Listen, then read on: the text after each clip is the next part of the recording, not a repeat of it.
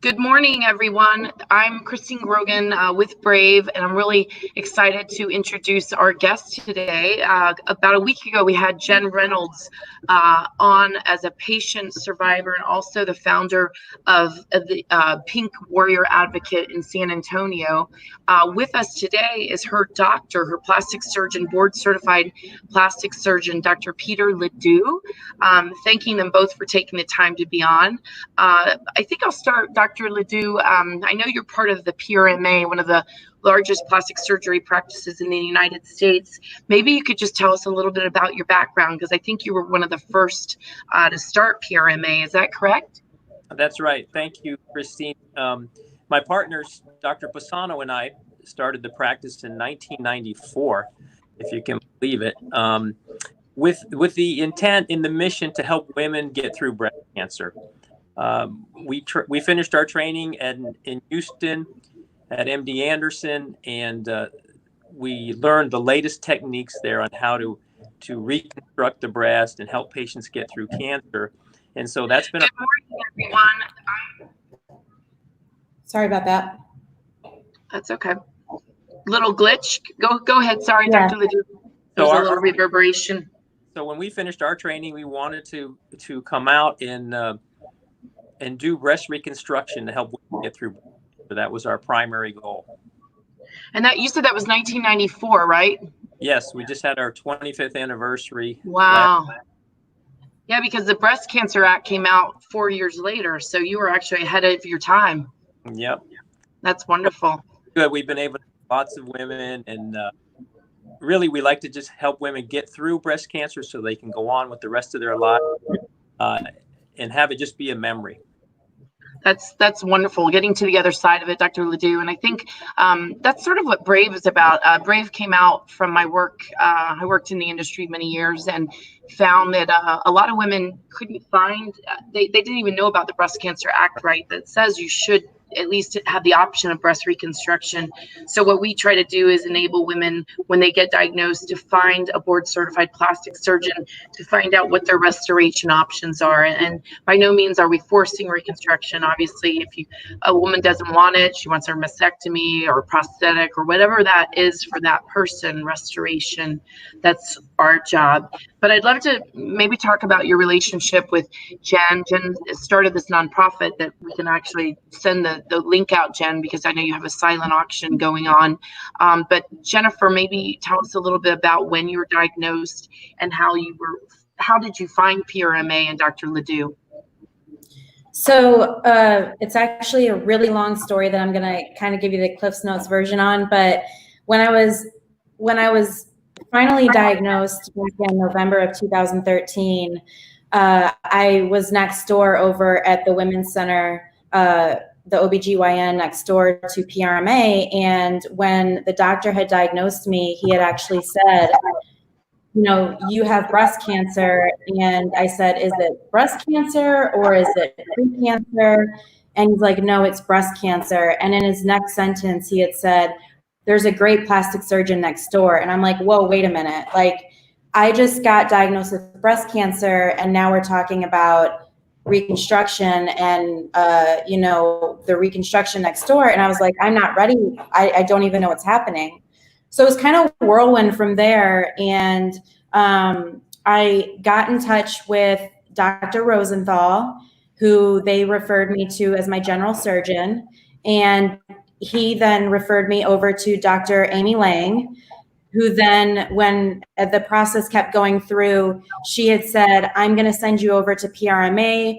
I want you to see Dr. Ledoux. He's the best. I recommend him. I really think he would be great for you.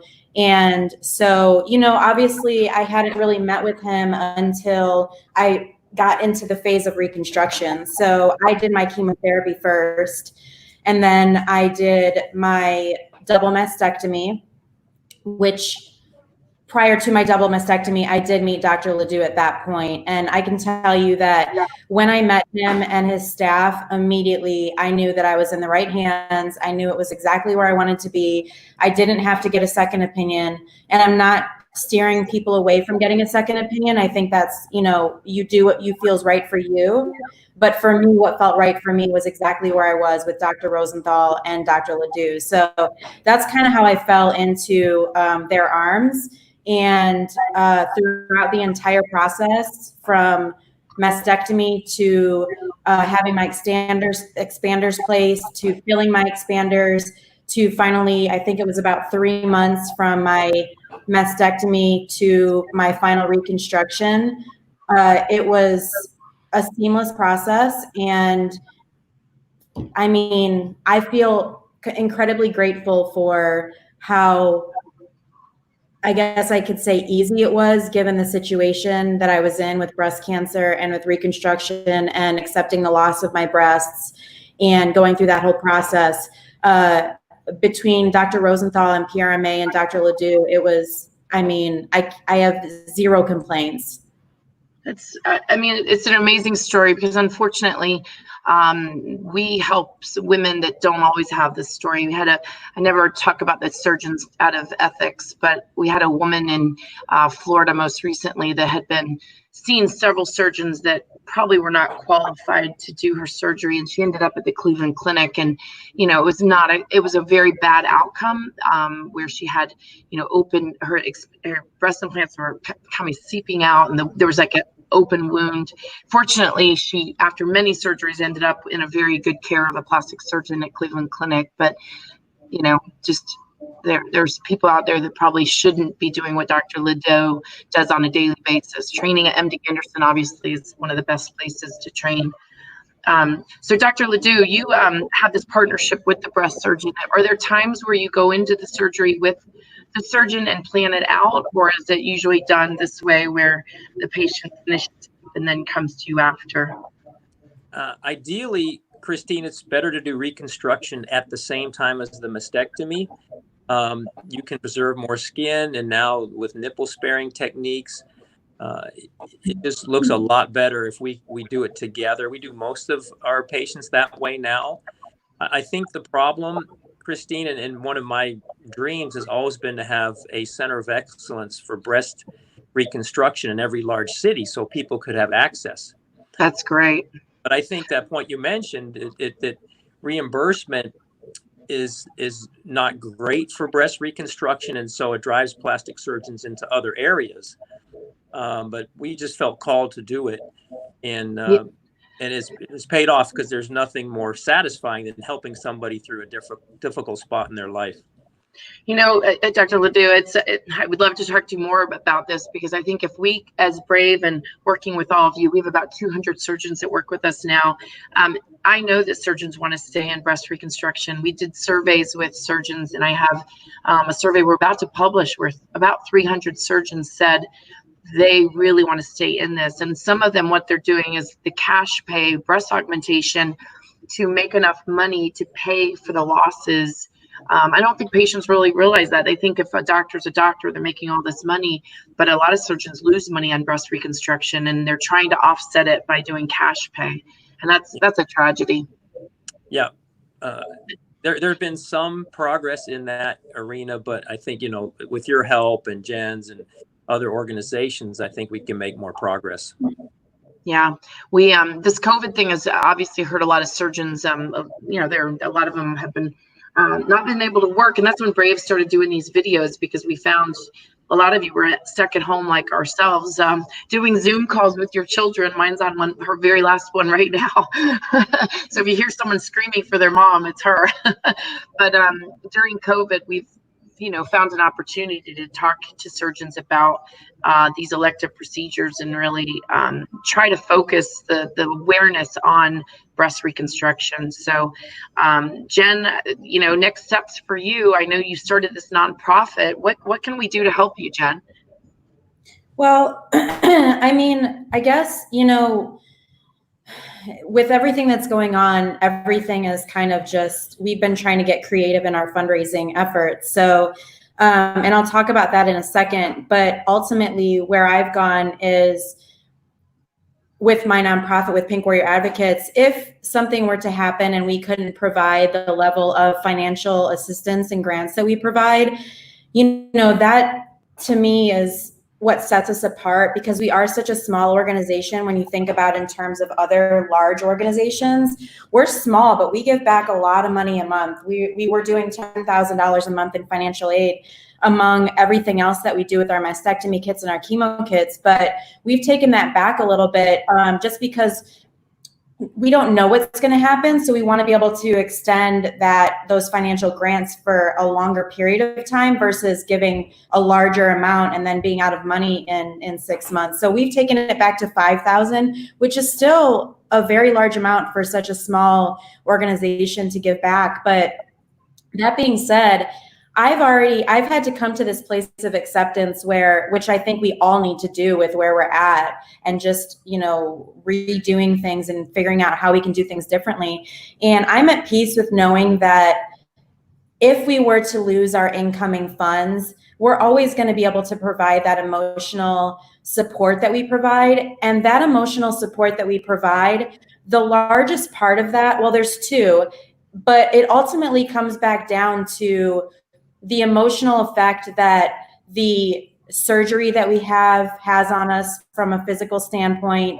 And, when you go through a double mastectomy or a single mastectomy or any type of surgery where you're essentially amputating a body part, it's going, and we're women, it's not that we want to be given this attention for our breasts, but we want to look in the mirror and feel confident, and we want to look in the mirror and feel good about ourselves and not see scars everywhere, and not see, we've already gone through chemotherapy. We've already had to look at ourselves in the mirror, not everybody, but have had to look at ourselves in the mirror with no hair, no eyebrows, no eyelashes. And then we have this period of time where we may have to look at ourselves in the mirror without our breasts. That's a really, really tough time to strip yourself from everything that makes you feel like a woman. So if we were brought back to a point where we could only provide that emotional support, I think at the end of any day, that's so much more important than the financial assistance, and being able to lift these women up and letting them know we've been there, we get it, we know how you feel, and we're going to be there for you through this process.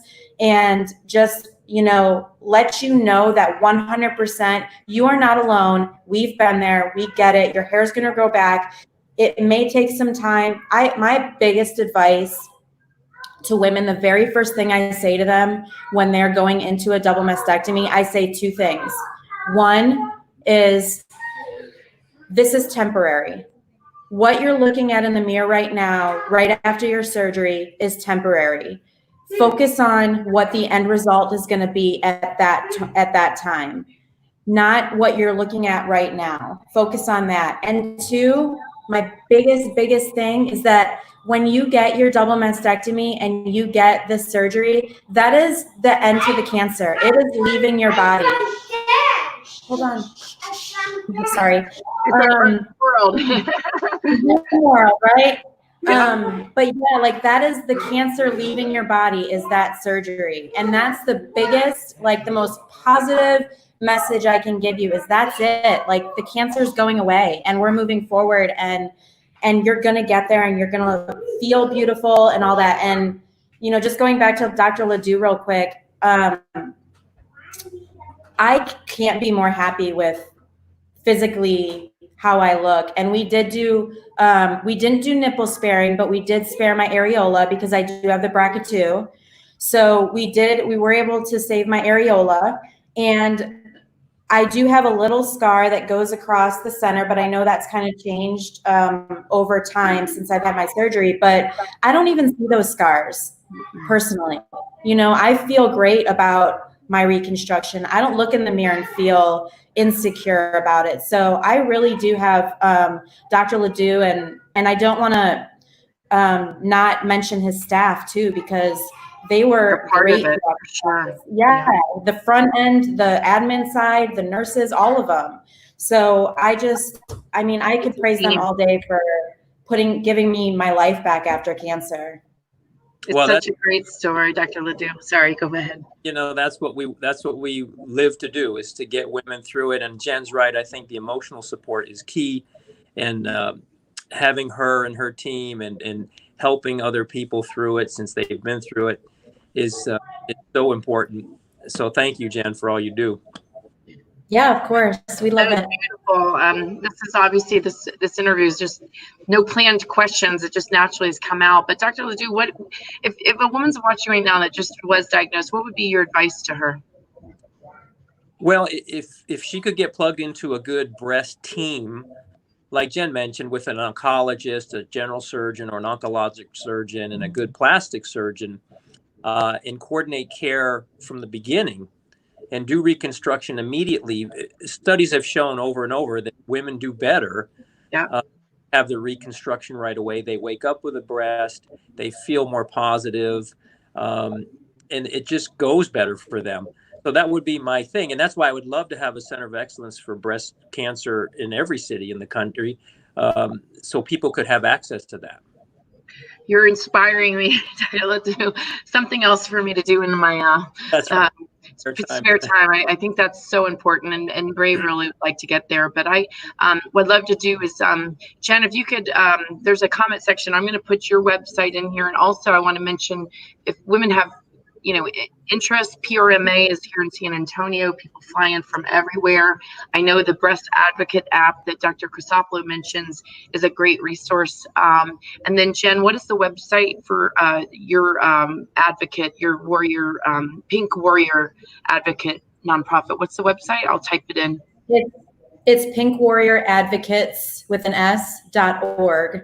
So we were Pink Warrior Angels Hill Country, and we just changed over to Advocates because we truly do feel like everybody who's involved, our supporters, our sponsors, our volunteers, our board members, our warriors, our survivors are all advocates for each other. So we just felt like that word kind of encompassed everybody. So that actually just happened this past Saturday. So we're super excited about that. And we do want to let everybody know that our financial aid that we provide is throughout the San Antonio, Austin, and surrounding areas. So, and we do offer mastectomy kits and chemo care kits. So if anybody needs assistance, please let us know. And then we have our mastectomy bras through Ana Ono. We also offer those as well for women who have undergone, radiation. They have special radiation bras and special bras for women who are maybe flat chested on one side. So we donate those out as well. So that's at no cost to the patient. Those are all funded through our efforts. So if y'all go to our website, I will also post a link below in the comments for we have an ongoing silent auction because it's we've had to redo things with everything going on. So we keep adding items as we kind of get them. We had to put off our gala, but check that out. We have some great raffles going on. One is for a Louis Vuitton purse, and it ends tomorrow. So Mother's Day late for me. So you have a 1 in 52 chance of winning. So get on there and buy a ticket. But Mother's Day gift just arrived.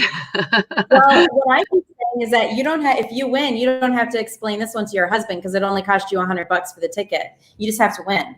So I got my ticket too. So let's talk afterwards. I want to give you some things. Sure. And also, you should go to ASPS. They do grants, American Society of Plastic Surgery, for these type of things. If you're helping patients, the American Society of Plastic Surgery may want to help you, Jen. So, yeah. And Dr. Before we get off, because I'm sure we're wrapping this up, I really just I know I tell Dr. Ledoux thank you every time I see him, and he's just always been so amazing. And I know that all the patients that we send have great things to say, but I truly don't know that I have the words to tell you how grateful I am for everything that you've done for me, and for giving my life back, and for supporting the organization. And there really are no words for that. And I don't think that doctors, get enough credit for what they do for us as patients. So on behalf of, so many breast cancer patients, I hope you really do know how much we appreciate you and everything that you do for us emotionally, physically, all that. I appreciate that, Jen. And I really feel like we're called to do that. So it's that means a lot. Thank you. And it's just Mhm. honorable that you stayed in it, Dr. Ledoux, because as I said, many cannot weather the storm. So we appreciate you on behalf of Brave. Thank you so much. Thank you both. Love to have you on again. We'll be in touch. And everybody, I put the websites up. So please go ahead and share this video if anyone's watching. Thank you.